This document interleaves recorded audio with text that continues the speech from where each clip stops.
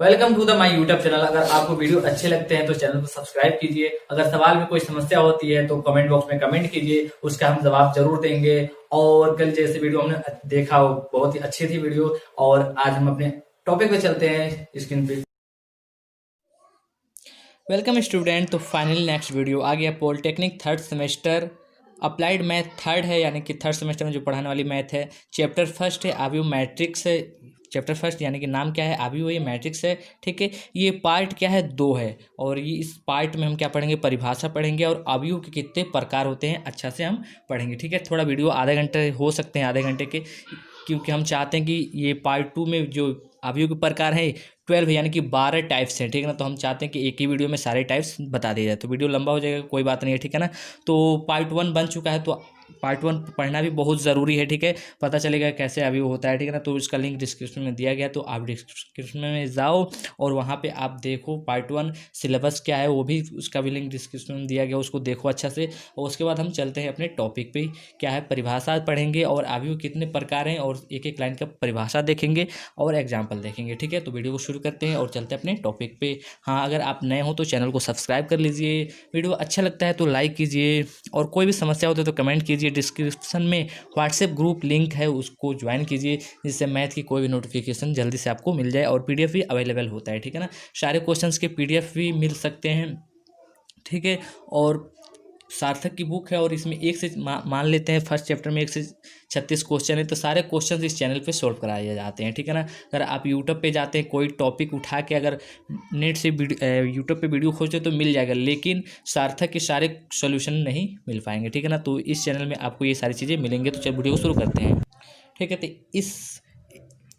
तो इस वीडियो को यूपी स्टेट के बच्चे पॉलिटेक्निक जो करते हैं वो पढ़ सकते हैं। ठीक है ना, अदर स्टेट के भी पढ़ सकते हैं, वो अपना सिलेबस मिला लेंगे कि मैथ में कौन कौन से चैप्टर हैं, क्या क्या है, तो उसके बाद इसको पढ़ सकते हैं। ठीक है, तो हम अपने टाइप्स पे चलते हैं, कितने प्रकार के हैं।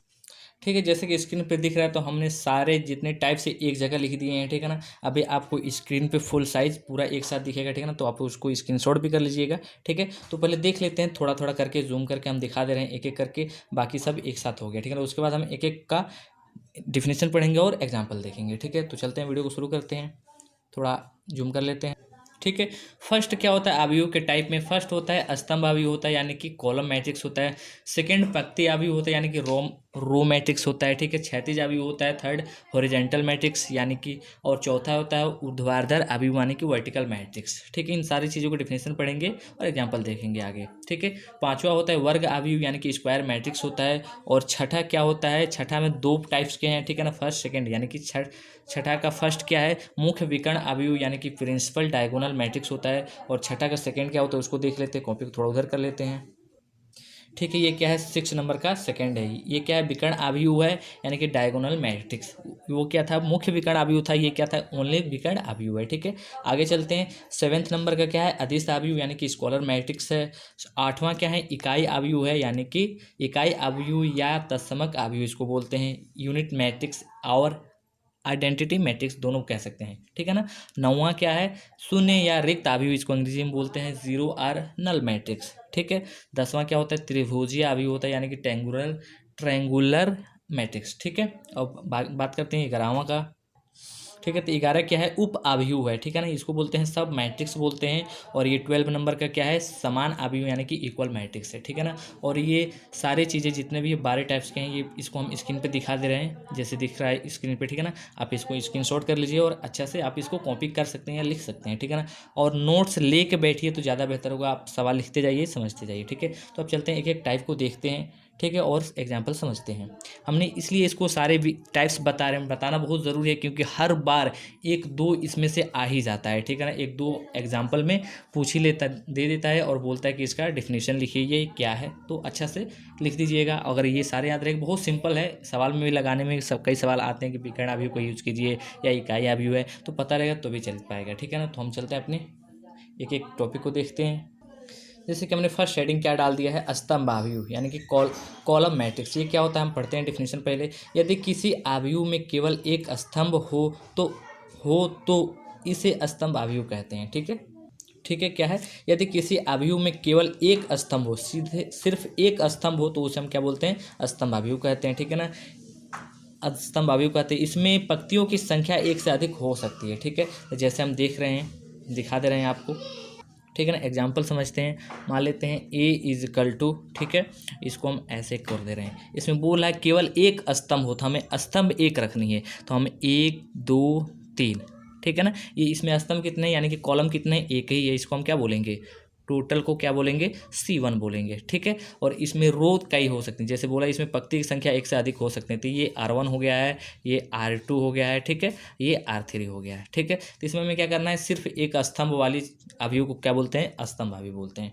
ठीक है। नेक्स्ट पे चलते हैं, और ये किस टाइप का, किस श्रेणी का अवयव हो जाएगा, तो ये 3, ठीक है, 3/1 का अवयव है, ठीक है ना।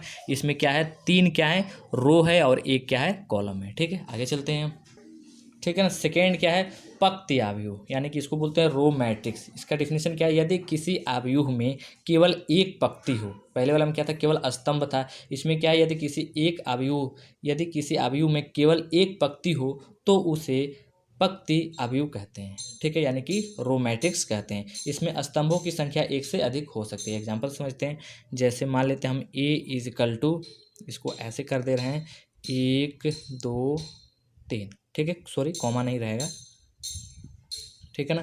तो ये मैट्रिक्स हो गया, ठीक है। इसमें क्या है, केवल एक पंक्ति, तो ये पंक्ति तो एक ही है ना, लेकिन कॉलम क्या है, 3 है, 1 कॉलम 2 कॉलम 3, लेकिन ये क्या है, इसको बोलते हैं रो, यानी कि पंक्ति क्या है, एक ही है, R1, और C1 C2 3, ये 3 है, ठीक है ना। तो हमें क्या करना है, केवल मतलब है एक पंक्ति हो, ठीक है ना। तो एक पंक्ति हो तो क्या बोलेंगे, पंक्ति अवयव बोलेंगे। तो इसमें एक पंक्ति है, तो इसलिए हम इसे पंक्ति अवयव बोल रहे हैं। ये किस टाइप का अवयव हो जाएगा, ये 1/3 अवयव का टाइप हो जाएगा, ठीक है ना। किस टाइप का है, 1/3 का, यानी कि इसमें क्या है, एक रो है, इसको रो बोलते हैं, पता ही पिछले वीडियो में हमने बताया था। ये कॉलम है, तो कॉलम क्या है, 1 2 3, यानी कि C1 C2 और ये C3, क्लियर। आगे चलते हैं, तीसरा क्या है, जिस क्षैतिज अवयव है, ठीक है ना, क्षैतिज अवयव बोलते हैं, ठीक है। तीसरा क्या है, क्षैतिज अवयव, ठीक है। क्षैतिज अवयव बोलते हैं हॉरिजॉन्टल अवयव, हॉरिजॉन्टल मैट्रिक्स बोलते हैं, ठीक है। इसका डिफिनेशन क्या है, जिस अवयव में पंक्तियों की संख्या, क्या चीज़, पंक्तियों की संख्या स्तंभों से कम हो उसे क्षैतिज अवयव कहते हैं, यानी कि पंक्तियों की संख्या स्तंभों की संख्या से कम होता है उसे क्षैतिज अवयव कहते हैं। एग्जाम्पल समझते हैं, ठीक है। मान लेते हैं हम ए इज इक्वल टू, मान लिए यहाँ पे हम लिख दे रहे हैं 1 2 3 4 5 6, इसको बंद कर दे रहे हैं, ठीक है ना। अब इसको हम किस टाइप का ये अवयव है, तो यहाँ पे हम लिखेंगे 2/3, यानी कि इसमें क्या है, दो क्या है, रो हैं, ठीक है। एक रो ये हो गया और एक रो ये हो गया, यानी कि 2 रो हो गए और 3 क्या हो गए, स्तंभ हो गए, ठीक है ना। तो वही बोला, जिस अवयव में पंक्तियों की संख्या स्तंभों से कम हो, पंक्तियों की संख्या यानी कि पंक्ति, यानी कि रो कितने हैं, 2 हैं, और स्तंभ कितने हैं, 3 है, यानी कि ये C1 C2 C3, ये 3 स्तंभ हो गए, और R1 और R2 2 रो हो गए, यानी कि रो इसमें कम है, तो इसलिए ये क्षैतिज अवयव कहलाएगा, ठीक है। नेक्स्ट पे चलते हैं, ठीक है। चौथा पॉइंट क्या है, ऊर्ध्वाधर अवयव, इसको बोलते हैं वर्टिकल मैट्रिक्स। इसका डिफिनेशन क्या हो गया, जिस अवयव में स्तंभों की संख्या, ऊर्ध्वाधर अवयव मतलब जिस अवयव में स्तंभों की संख्या पंक्तियों से कम हो उसे ऊर्ध्वाधर अवयव कहते हैं, ठीक है ना। स्तंभों की संख्या कम हो, पंक्तियों से कम हो, ठीक है ना, तो इसे क्या बोलेंगे, ऊर्ध्वाधर अवयव। एग्जाम्पल समझते हैं, मान लेते हैं ये ए बराबर हम लिख दे रहे हैं इसको, ठीक है, हम इसको ऐसे लिख दे रहे हैं 1 2 3 4 5 6, ठीक है। तो ये हमारा 1 2 3 4 5 6 हो गया, इसको हम ऐसे मैट्रिक्स में बंद कर दे रहे हैं, ठीक है। तो ये क्या, इसमें क्या है, इसमें स्तंभ कितने हैं, 2 है, और रो कितने हैं, यानी कि कॉलम कितने हैं, कॉलम 2 हो गए हैं, ठीक है ना। रो कितने हैं, 1 2 3, ये R1 R2 और ये R3, ये क्या C1 हो गया, ये C2 हो गया। तो क्या बोल रहा है, जिस अवयव में स्तंभों की संख्या यानी कि कॉलम की संख्या पंक्तियों से कम हो, यानी कि पंक्ति कितने हैं, 3 हैं, और कॉलम कितने हैं, 2 हैं, तो इस टाइप के मैट्रिक्स को क्या बोलते हैं, ऊर्ध्वाधर अवयव बोलते हैं, ठीक है, ठीक है। और ये किस टाइप का अवयव है, तो ये 3/2 टाइप्स का अवयव है, ठीक है।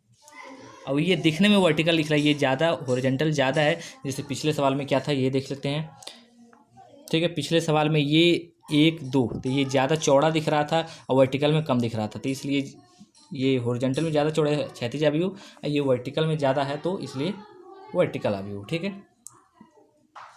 ठीक है। हम टाइप नंबर 5 पे आ गए, ठीक है ना। तो 5 क्या होता है, वर्ग अवयव होता है, इसको अंग्रेजी में बोलते हैं स्क्वायर मैट्रिक्स, ठीक है। इसमें क्या होता है, जिस अवयव में पंक्ति पंक्तियों तथा स्तंभों की संख्या बराबर हो तो उसे वर्ग अवयव कहते हैं। पंक्ति और स्तंभों की संख्या क्या हो, सेम हो, बराबर हो तो उसे वर्ग अवयव कहते हैं। देखते हैं एग्जाम्पल से, मान लेते हैं ए इज इक्वल टू, ये हो गया 2 4 5 6, ठीक है ना। इसमें क्या है, ये किस टाइप का अवयव है, 2/2, यानी कि इसमें 2 रो भी हैं, ठीक है, और 2 कॉलम भी है, ठीक है। एक और एग्जाम्पल देखते हैं, मान लेते हैं ये बी है और ये क्या है, 1 2 3 4 5 6 7 8 9, ठीक है, इस टाइप का हो गए। तो इसमें क्या है, 3 रो है और 3 कॉलम है, ठीक है ना, 3/3 टाइप का ये अवयव हो गया।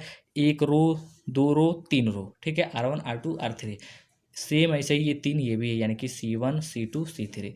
वही बोला है, जिस अवयव में पंक्ति तथा स्तंभों की संख्या बराबर हो उसे वर्ग अवयव कहते हैं। क्लियर। अब आगे चलते हैं हम, ठीक है। तो छठा का फर्स्ट क्या है, मुख्य विकर्ण एवं इसके अवयव, ठीक है ना, यानी कि principal, diagonal and diagonal element. तो हम सबसे पहले अवयव की बात करते हैं।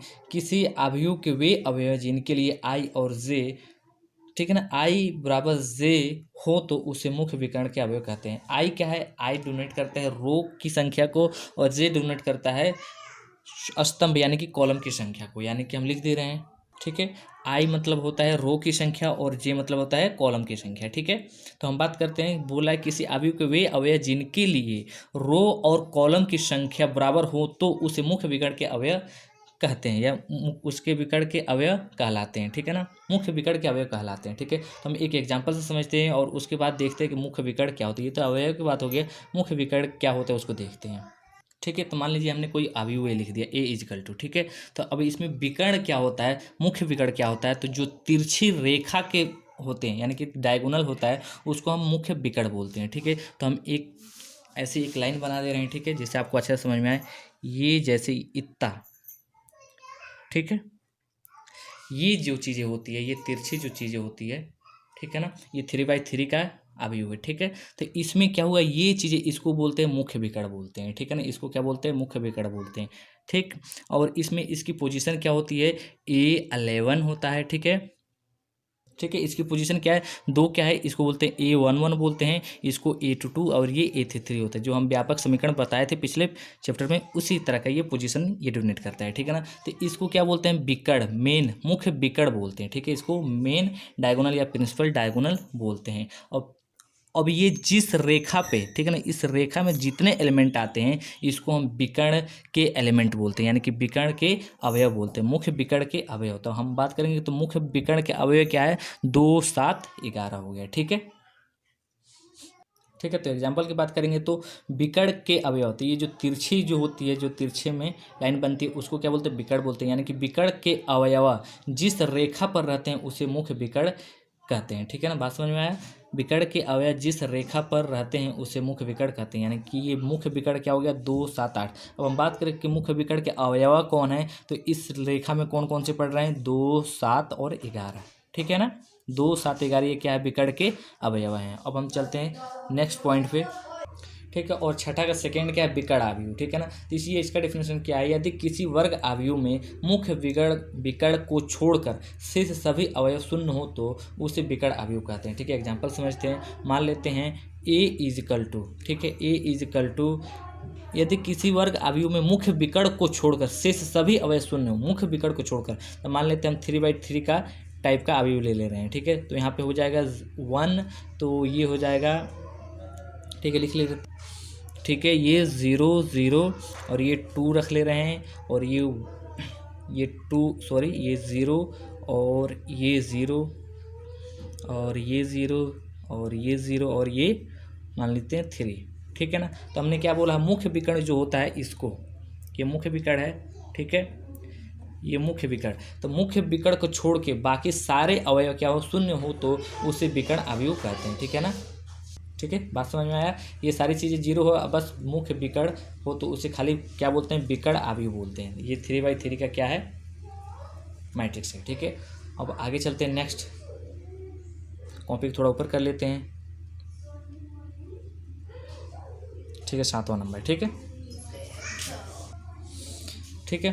7वां क्या है, अदिश अवयव यानी कि स्कॉलर मैट्रिक्स, ठीक है, इसको क्या बोलते हैं, स्कॉलर मैट्रिक्स बोलते हैं। जिस विकर्ण अवयव के विकर्ण के सभी अवयव बराबर हो तथा शेष अवयव शून्य हो तो उसे अदिश आव्यूह कहते हैं। जिस विकर्ण आव्यूह के विकर्ण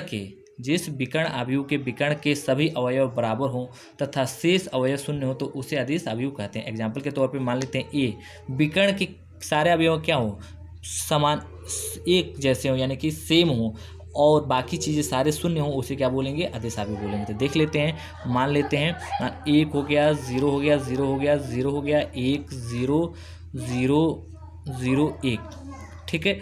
अब इसमें क्या है, जो विकर्ण हमने लिखा है ये विकर्ण है, ठीक है, ये डायगोनल है, ठीक है ना, ये विकर्ण है तो ये क्या है, सेम है और बाकी सारी चीज़ें क्या है, 0 होते हैं। इसको क्या बोलते हैं, अदिश आव्यूह बोलते हैं। ये एक के जगह पे क्या हो सकता है, सॉरी, ये 2 भी हो सकता है, ठीक है, 3 भी हो सकता है, 4 भी हो सकता है, मतलब बस बीच वाले जो विकर्ण है ये सेम हो और बाकी सारी चीज़ें 0 हो तो उसे क्या बोलेंगे, अदिश आव्यूह बोलेंगे, ठीक है। नेक्स्ट पे चलते हैं, ठीक है। ये तो 3/3 का हो गया। मान लेते हैं अगर 2/2 का हो तो b बराबर अगर ऐसे हो यानी कि ये 1 0 0 1 ऐसे भी हो सकता है, ये क्या विकर्ण हो गया, ठीक है। और बाकी चीज़ें ये 2 कर सकते हैं, मतलब समझाने के लिए 2 भी हो सकता है, ये 3 भी हो सकता है, ठीक है, मतलब सेम हो और बाकी चीज़ 0 हो तो ये विकर्ण आव्यूह। ये किस टाइप का विकर्ण है, आव्यूह है, 2/2 का, ठीक है। नेक्स्ट चलते हैं, ठीक है। 8वां क्या है, इकाई या तत्समक आव्यूह, इसको अंग्रेजी में बोलते हैं यूनिट आर आइडेंटिटी मैट्रिक्स, ठीक है।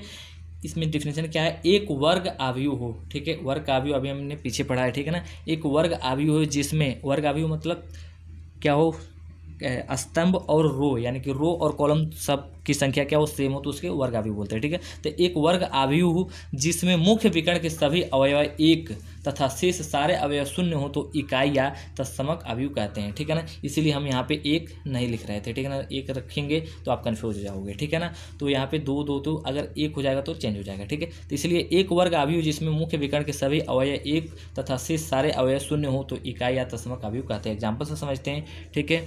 मान लेते हैं ई बराबर, ठीक है, ठीक है।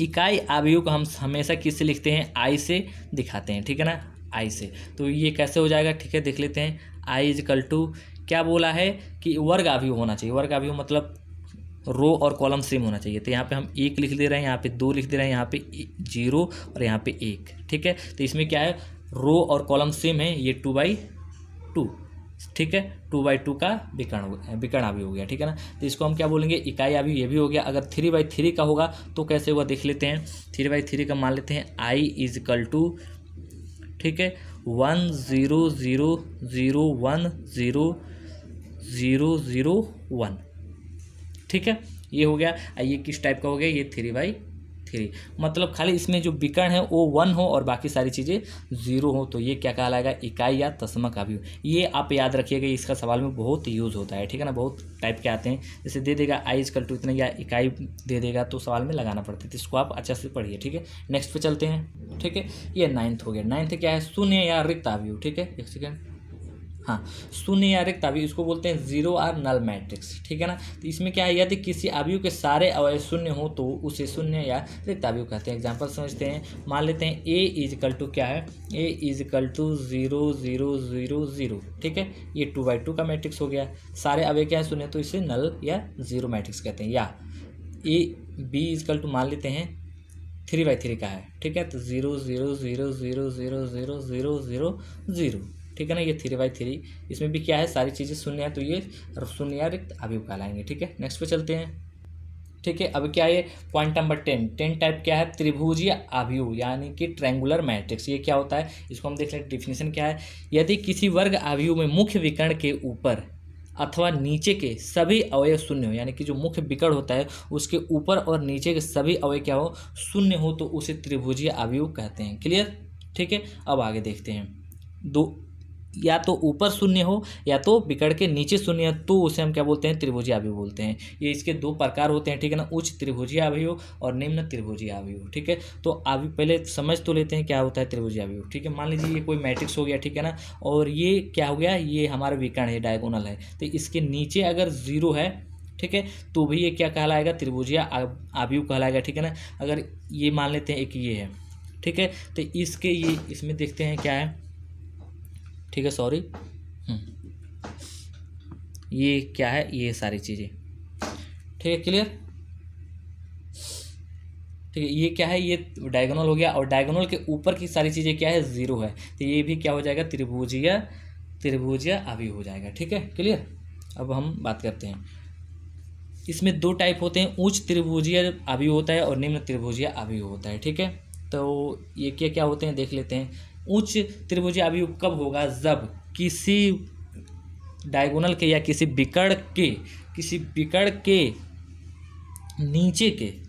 के नीचे के सारे अवयव अगर शून्य हैं तो उसे क्या बोलेंगे, उच्च त्रिभुजीय अवयव बोलेंगे, यानी कि अपर ट्रायंगुलर मैट्रिक्स बोलेंगे। उच्च को अपर लिखते हैं, ठीक है, अपर ट्रायंगुलर मैट्रिक्स बोलेंगे। अगर यही चीज़ किसी वेक्टर की, किसी डायगोनल यानी कि विकर्ण के ऊपर के सारे अवयव शून्य हैं तो उसे हम क्या बोलेंगे, ठीक है, उसे हम क्या बोलेंगे, निम्न त्रिभुजीय अवयव बोलेंगे। ठीक है, क्लियर, बात समझ में आया। उच्च में क्या होगा, विकर्ण के नीचे के सारी चीज़ें जीरो होंगे, निम्न में क्या होगा, विकर्ण के ऊपर की सारी अवयव क्या होंगे, जीरो होंगे। तो ये हो जाएगा हमारा क्या चीज़, ट्रायंगुलर मैट्रिक्स यानी कि त्रिभुजीय अवयव हो जाएगा। ठीक है, क्लियर। हम आगे चलते हैं।